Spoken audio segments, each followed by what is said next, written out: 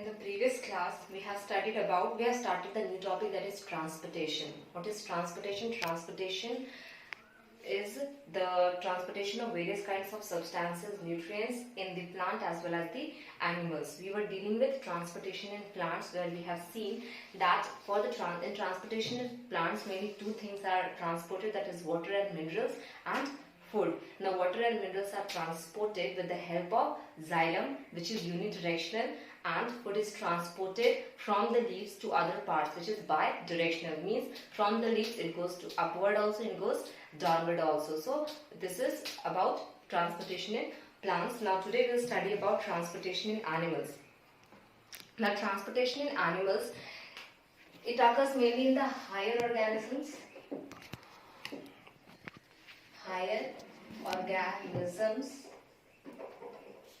And it is internal.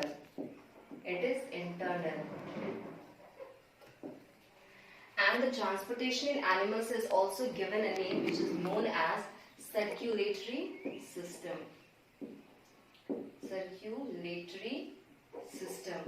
Why it is given circulatory system? Because in our body, the nutrients, the gases along with the blood moves to one part of the body to the other, means it goes on circulating. So that's why it is known as circulatory system. Now, so we'll start transportation in animals. So we'll see that what are the components in the transportation in the circulatory system. So the components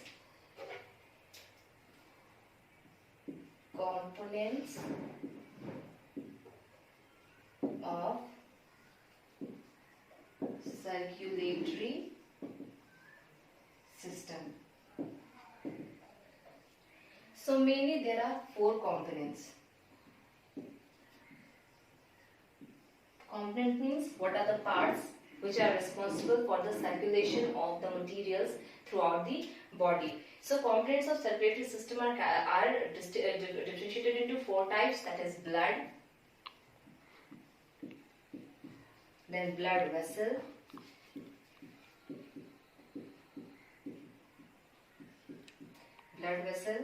then heart, it is an organ, and then limb. So these are the basic and mainly the four components which is responsible for the occurrence of circulatory system in our body. Now we'll see about blood. So blood is the important thing that help in the circulation of gases and nutrients throughout the body. Now blood is also known as fluid connective tissue. Why it is known as fluid connective tissue? Fluid connective tissue. Blood is known as fluid connective tissue because it is in the form of liquid, that's why it's fluid. And connective tissue means it connects to all parts of the body, from the lungs to the heart, then from the heart to the various parts of the body, and from the various parts of the body again to the heart, and from heart again to the lungs. So it connects the whole part of the body, that's why it is known as fluid connective tissue. Now we all know, since I am saying that blood helps in the transportation, so definitely its main thing or main purpose in the circulatory system is for the transportation, and it also forms the body weight, means what weight we are having. Among that, blood also forms some amount of weight, and that is 7.8% body weight is there. So this is the body weight. Now if we talk about how much blood is present in our body, we will see that it is 6.8 liters blood which is present in an adult, adult person. If we talk about the adult person, it is 6.8 liters of blood present in the body.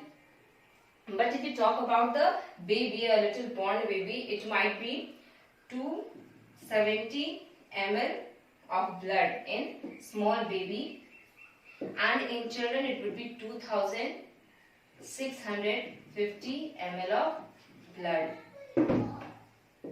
So blood is the fluid connective tissue, and the body weight which comprises of blood is 7.8%, and the amount of blood present in our body is 6.8 liters of blood, which is present in the adult.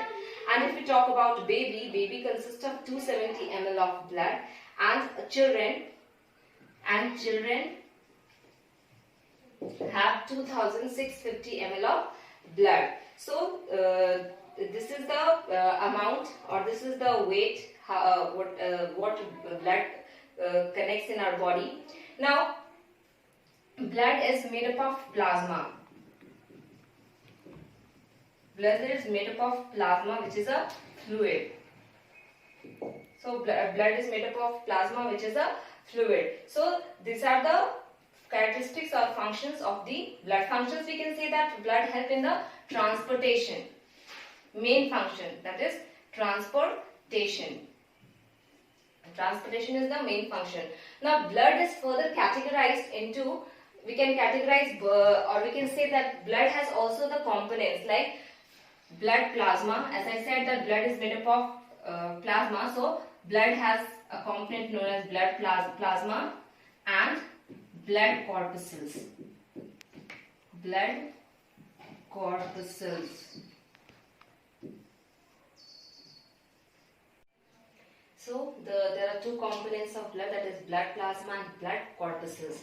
Now blood plasma is the fluid part. It is yellow in color. Why it is yellow in color? Due to the presence of bilirubin. Bilirubin. Now what is bilirubin? Bilirubin is secreted, which bilirubin is secreted from the liver as well as the bone marrow. It is secreted from the or produced in the bone marrow and the liver. How it is produced? When the RBCs break down. When the RBCs come to an end, means after the lifespan of RBCs are over, blood cells are over, then bone marrow and liver produce bilirubin. And bilirubin is the yellow pigment. It is the yellow pigment which is present, and that's why it imparts, which is present in the blood plasma, and that's why it imparts yellow color to the blood plasma. And the function of blood plasma is to transport the proteins, salts, etc. to the various parts of the body which is needed. Means blood plasma comprises of salts, proteins, hormones, etc. So blood plasma consists of these things: salts, proteins, hormones, etc. And these things are only transported. The role of blood plasma is to transport these things throughout the body, which the body needs. So the now next component of the blood is blood corpuscles. Now what are blood corpuscles? Blood corpuscles are also known as blood cells. Now if they are known as blood cells, then why we are naming it as corpuscles? See, it is known as corpuscles because in the initial stages, the blood consists of cell organelles. As we all know that a cell possesses cell organelles. So at the initial stages, the blood cells might contain cell organelles, but as the cells mature, means as the cells mature, these cell organelles gets degenerated. So there is no nuclei, no cell organelle present in this cell, and due to the lack of the cell organelle, it is named as blood corpuscles. Now, blood corpuscles are of three types, that is RBC, WBC and platelets. So these are the types of blood corpuscles, or we can say blood cells. RBC stands for red blood cell. WBC for white blood cell. And these are the platelets. Now we'll study about RBC. RBCs are also known as red blood cells, and they are also called as erythrocytes. Now if we study the structure of RBC, it looks circular. It looks circular. So we can say the structure or the appearance of RBC is circular, and it is made up of pigment which is known as hemoglobin. Hemoglobin. So RBCs are also known as erythrocytes. Erythrocytes are circular in shape, as you can see here, and these erythrocytes are made up of a pigment which is known as hemoglobin. So if you study the word hemoglobin, it comprises of two words, hemo and globin. Hemo means iron and globin means protein. Now, due to the presence of iron, the hemoglobin appears red. So due to the presence of this hemoglobin, which is the pigment present in the red blood cells, the red blood cells appear red. Now why iron, due to the presence of iron, red blood cells appear red? Because iron has the capacity or the capability to reflect the red light maximum. They can reflect the red light maximum, and since our body is having a lot of iron in our in the blood, so our RBCs appears to be red. Now the important feature why hemoglobin is present in our body is that it has the capability or capacity to bind with oxygen and carbon dioxide. As we all know that with the help of blood only oxygen is transported to our body, and with the help of blood only CO2, means the internal cells or the tissues which gives out CO2 to the blood contains those CO2 to the lungs. So hemoglobin has the capacity, unless and until it will have the capacity to bind with the blood, how O2 and CO2 will be transported? So hemoglobin has the capacity to bind with oxygen and carbon dioxide whosever concentration is high, whether it is O2 or whether it is CO2. And due to the binding capacity of oxygen and carbon dioxide, its function is its role in the body is transport of CO2 and O2 throughout the blood. Now, if we talk about the normal hemoglobin which should be present in a adult or in a person is, for men it is 13.5 to 17.5 gram deciliter, and for women it is 12.5 to 15.5 gram deciliter. So this is the range in which a man or a woman should have the hemoglobin present in their body. But if the range decreases from this, in men if it decreases from 13.5 and in women if it decreases from 12.5, then what will happen? The cells won't be able to transfer oxygen because they will lose their capacity, or they will not tightly hold on or bind on to the oxygen and carbon dioxide, and due to that what will happen, there will be lack of supply of oxygen to our cells, and due to the lack of supply of oxygen we may suffer from various kinds of diseases like mental retardation also, and also sometimes if severe cases of hemoglobin less is there, then a person may die. So this is the importance of hemoglobin present in the RBCs. Now, if we study means how much is the lifespan. See, every person, whether it's a plant or whether it's an animal, every person has a lifespan. So it means how much that person needs to be alive in the world. So hemoglobin, so the RBCs or erythrocytes have the lifespan of 115 to 120 days. It is short.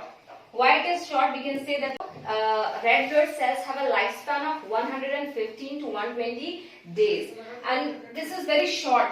As you can see, just 115 to 120 days. So this is very short. Means the RBCs are short-lived. And why they are short-lived? Because they does not possess nuclei.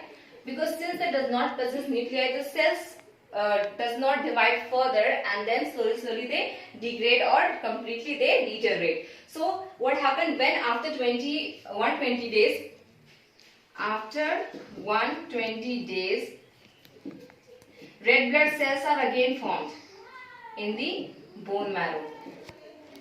Bone marrow. So basically, the blood is formed in the bone marrow. Now, what is bone marrow? Bone marrow is a jelly-like substance. Jelly-like substance which is present in the bones like hip or thigh bone. Like hip or thigh bone. So here in these places only bone marrow is present. And what is the function of bone marrow? Bone marrow produces new blood which is known as RBCs. So now what does bone marrow consist of that produces the RBCs? Bone marrow consists of a specialized cells called as stem cells. And these stem cells are responsible for the production of new RBCs. Now, why these stem cells are responsible for the production of new RBCs? Because they have a specialized characteristics to produce the new cells wherever needed. So, stem cells are not only present in the bone marrow, they are also present in the heart, they are also present in the brain, they are also present in the blood vessels. So, the function of stem cells is specialized means they are responsible for the production of new cells. So, new cells wherever required. So, because some cells are having very short lifespan and those cells need to be regenerated again. So, that's why stem cells are present in some places where those cells can be again regenerated. So, this is the blood component RBCs. Now next we will see in the next class.